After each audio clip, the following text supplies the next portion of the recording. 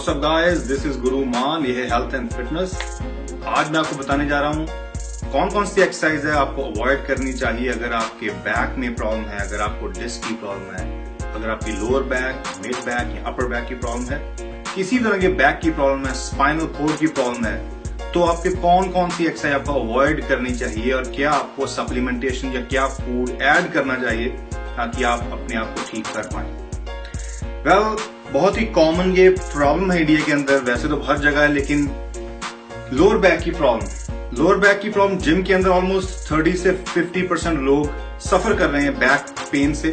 Back मतलब रीढ़ की हड्डी, स्पाइन की प्रॉब्लम। नाउ मैं आपको बताने जा रहा हूं कि वर्कआउट की बहुत सी एक्सरसाइज है जो आपकी लोअर बैक के ऊपर इफेक्ट करती है, लोअर बैक को और वीक करती है, कंप्रेस करती है, जिससे पेन ज्यादा होती है, पेन और बढ़ती है।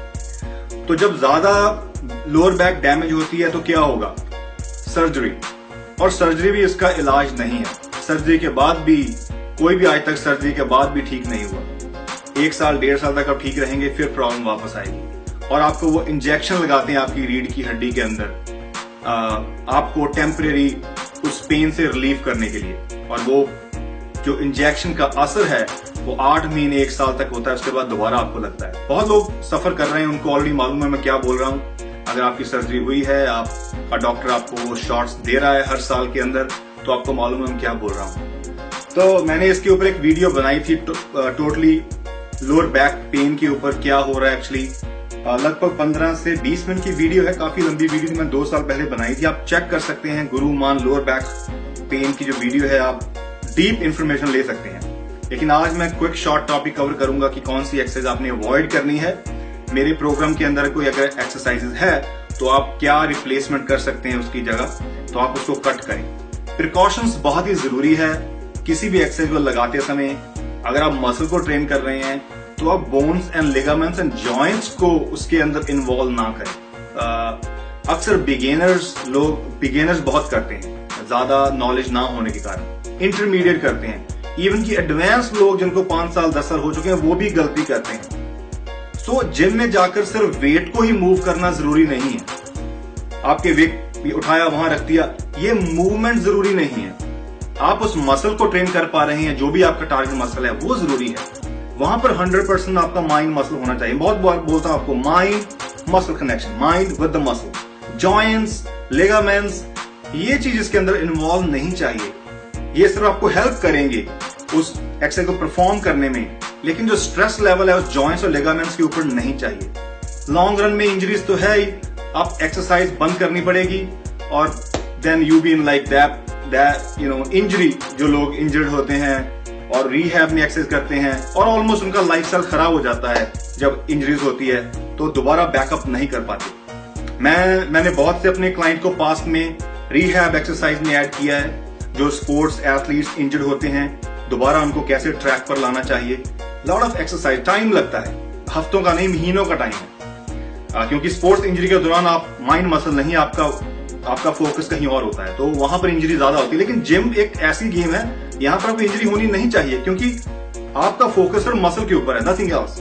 और उसके बाद भी आप इंजर्ड होते हैं तो दैट्स मिस्टेक। एनीवेज, तो आपने वो गलती नहीं करनी, जॉइंट्स लिगामेंट को इसके साथ इन्वॉल्व नहीं करना, just train your muscle, nothing else. Now lower back की बात करते हैं तो कुछ लेग्स की एक्सरसाइज आपके ऊपर इफेक्ट करती है। मैं आपको दिखाता हूं कि कौन सी वो एक्सरसाइज है जो आपको अवॉइड करनी चाहिए और उसका क्या ऑल्टरनेट हो सकता है। वेल गाइज, सबसे पहली जो एक्सरसाइज है, stiff leg deadlift. Stiff leg deadlift में क्या है? आपको मालूम है कि आपकी जो लेग्स है वो स्ट्रेट चाहिए, स्टिफ, मतलब आपने नीज बेंड नहीं करने। तो जब लेग्स आपकी स्टिफ होती है तो आपकी वहां पर जो आप पूरा नीचे आते हैं, क्योंकि आपकी बार्बल ग्राउंड पर टच होगी और आपकी बार्बल आपके टिबियालिस मतलब शिन बोन है उसके साथ होगी, तो उसका आपकी बैक राउंड होती है। जब आपकी बैक राउंड होती है तो जो लूम्बार एरिया है, मतलब L1 से लेकर L5 का एरिया, L1 डिस्क है, वर्टेब्रस है, अगर डिस्क के अंदर देखें L1, L2, L3, L4, L5, उसके अंदर डिस्क है हमारी। और उसके बाद S1 सेक्रम एरिया है, और L के ऊपर क्या है? थोरैकिक, उसके ऊपर क्या है? कर्विकल। सो C, T एंड L और S ये रीजन है स्पाइन का, जो हमारी और जब आप इसको नीचे होते हैं आपका कहां पर है L1 से L5 और S1 इन्वॉल्व है इस एरिया में। तो क्या हो रहा है, राउंड हो रहा है। क्या हो रहा है, L4 L5 की डिस्क है वो बहुत कंप्रेस होती है इस फॉर्म के अंदर, क्योंकि बहुत ज्यादा टेंशन आपके बैक के ऊपर है, आपके बिल्कुल हैमस्ट्रिंग एंड ग्लूट स्ट्रेन हो रहे हैं, प्राइमरी मसल्स है, लेकिन आपकी बैक कॉम्प्रोमाइज कर रही है इस पोजीशन में और आपने ये एक्सरसाइज अवॉइड करनी है। मेरे प्रोग्राम है मैस अप के अंदर ये एक्सरसाइज है, मेरे ख्याल से मस्कुलर 8 या प्योर मैस के अंदर भी है, डंबल स्टिफ लेग। अवॉइड करें ये एक्सरसाइज, आप अवॉइड करें अगर आपकी लोअर बैक की पेन है, प्रॉब्लम है। अगर आप अच्छी तरह से लगा रहे हैं, बहुत लोग कहते हैं मैं परफेक्ट लगा रहा हूं, तब भी अवॉइड करनी है। अगर आपकी बैक की प्रॉब्लम है, अगर आप परफेक्ट लगा रहे हैं, फिर भी 10 से 15 मिनट आपकी बैक कॉम्प्रोमाइज कर रही है उस पोजीशन में, आपकी बैक इन्वॉल्व है, डिस्क इन्वॉल्व है, वो राउंड जो S1 और L5 एरिया है, L4 एरिया, वो कंप्रेस हो रहा है, मैकेनिकली कंप्रेस हो रहा है, इट्स मैकेनिक फॉर्म, आप उसको अवॉइड नहीं कर सकते, वो मैकेनिकली इन्वॉल्व है इस पोजीशन में। सो तब भी आप ना करें। क्या करें फिर आप, स्टिफ लेग की जगह रोमानियन डेडलिफ्ट लगाएं। रोमानियन कौन सी है, यहां पर आपकी नीज बेंड होती है, बैक स्ट्रेट, यहां पर आपकी बैक आगे झुक जाती है, बेंट ओवर, और आपके शोल्डर आपके इवन बैक से नीचे चले जाते हैं, तब गलती है। तो यहां आपने क्या करना है, स्टिफ लेग लगाएं। स्टिफ लेग में आपकी बैक स्ट्रेट है, आपकी लेग्स बेंड होती है, नीज बेंड होती है, वो आप करें, पहली एक्सरसाइज। दूसरी एक्सरसाइज स्क्वाट्स, कौन सी, एस टू ग्रास स्क्वाट्स, मतलब full squats. Full squats avoid करें। फुल स्क्वाट का मतलब है आप पूरा नीचे जा रहे हैं, आपकी एस जो है ऑलमोस्ट आपकी अकीली मसल है यहां पर आपका, उसके पास टच होती है, इसको ass to grass going full all the way down. बहुत इफेक्टिव एक्सरसाइज है, लेकिन हम यहां पर क्या बोल रहे हैं, लोअर बैक की प्रॉब्लम है तो ना करें। क्यों, जब आप पूरा नीचे जाते हैं तो आपकी बैक वहां राउंड हो रही है, अगेन आपकी बैक के ऊपर जो डिस्क कंप्रेस हो रही है, आपकी बैक राउंड हो रही है, आपका हिप एरिया घूम रहा है, आप स्ट्रेच, ग्लूट्स को स्ट्रेच कर रहे हैं, बैक को स्ट्रेच कर रहे हैं इसके साथ। बहुत जबरदस्त एक्सरसाइज है, लेकिन लोअर बैक की पेन में अवॉइड करें। तो क्या करेंगे आप मिड रेंज स्क्वाट लगाएं। मिड रेंज का मतलब क्या है, पूरा नीचे नहीं जाएंगे। आप जब स्क्वाट लगाएंगे, जब आपकी नीज और आपकी हिप पैरेलल हो जाए, 90 डिग्री एंगल हो, चेयर पोजीशन में, तो आप ऊपर आ जाएं। आप क्या कर सकते हैं, बेंच रख सकते हैं, और जब ये स्क्वाट लगाएं, जब आपकी एस बेंच के ऊपर टच होगी, वहां से आपने वापस आना है, तो इसका मतलब नीचे जाने का खतरा नहीं है, तब आपकी बैक के ऊपर टेंशन नहीं होगी। क्यों, बैक आपकी स्ट्रेट है, जब आपकी राउंड घूमेगी बैक, तब आपके ऊपर टेंशन होती है। तो घूमने से आपने कब रोकना है, आप बेंच रख सकते हैं, चेयर रख सकते हैं, और जब स्क्वाट लगाएं, जब आपकी हिप टच होती है बेंच से, गेट अप, दैट्स इट। और आपकी बैक जो है वो स्ट्रेट होनी चाहिए, आपने राउंड नहीं करनी। बहुत लोग राउंडेड करते हैं, this should be all straight.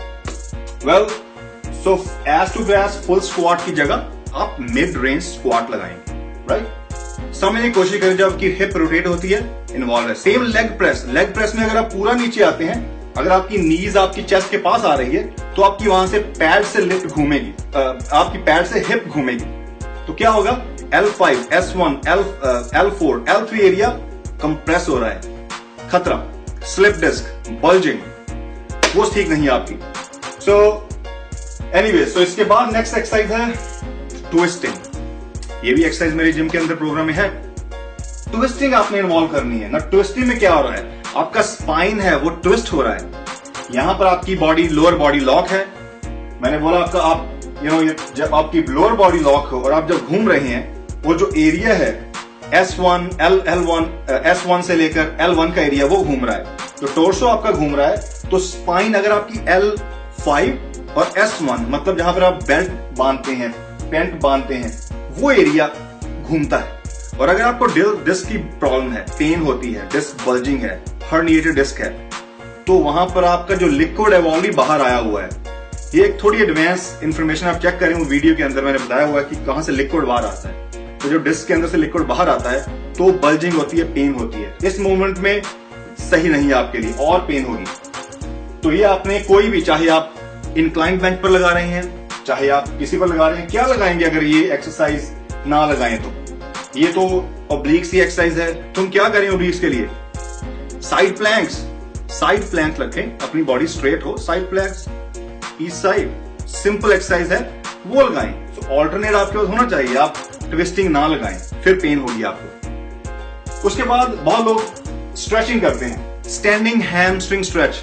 Guys, ये बहुत ही डेंजरस एक्सरसाइज है अगर आपकी बैक की प्रॉब्लम है। ये स्ट्रेच आपको नहीं करना। This is again stiff leg position में आप यहां पर अपने टोज को टच करते हैं, ये आपने नहीं करना। आप अवॉइड करें इस स्ट्रेच को।